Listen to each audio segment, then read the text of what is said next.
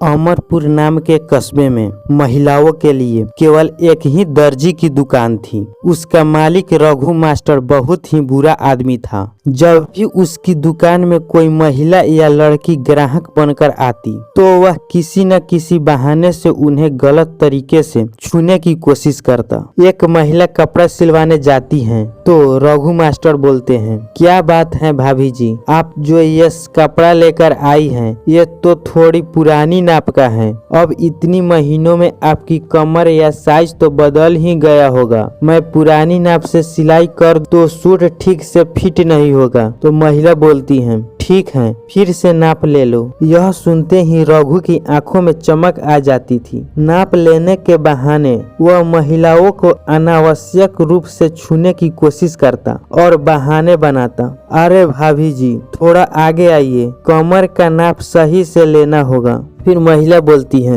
अरे इतनी देर क्यों लगाते हो, जल्दी करो। फिर रघु बोलता है, मेरा नाम रघु मास्टर है, मैं अपने काम में कोई समझौता नहीं करता। इसी गांव में सारला नाम की एक रिटायर्ड टीचर अपनी बहू और बेटी प्रिया के साथ रहती थी। आरती हाल ही में शादी के बाद इस घर में आई थी। सरला अपने बहू से कहती है, बहू साड़ी से बाहर निकलो और सूट पहनना शुरू करो। प्रिया के पास कुछ कपड़े हैं, उन्हें सिलवा कर ले आओ। प्रिया ने कपड़े दिए और सारला ने कहा, बहू कपड़े लेकर रघु मास्टर के पास चली जाओ। मैं नहीं जा सकती, मेरे घुटने में दर्द है। आरती कपड़े लेकर रघु मास्टर की दुकान पर गई। रघु ने आरती को देखते ही कहा, भाभी जी ये सूट तो मैं बहुत शानदार बनाऊंगा, लेकिन पहले आपको नाप देना होगा। नाप लेने के दौरान रघु बार बार आरती को गलत तरीके से छूने लगा।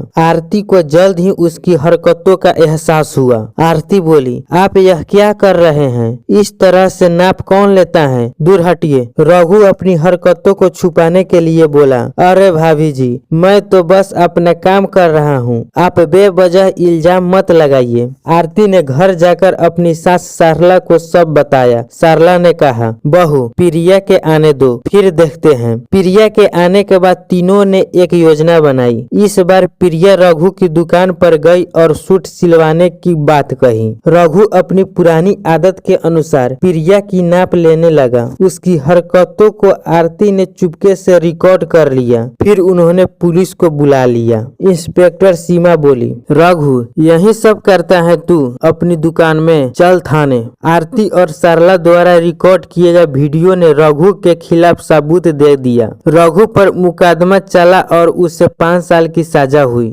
आरती के हिम्मत ने अमरपुर की महिलाओं को एक बड़ा सबक सिखाया। गलत के खिलाफ आवाज उठाने में कभी पीछे न हटे। दोस्तों यह कहानी हमें सिखाती है कि समाज में गलत को सहने की बजाय उसके खिलाफ खड़ा होना जरूरी है। आपकी राय हमें कमेंट में जरूर बताइए।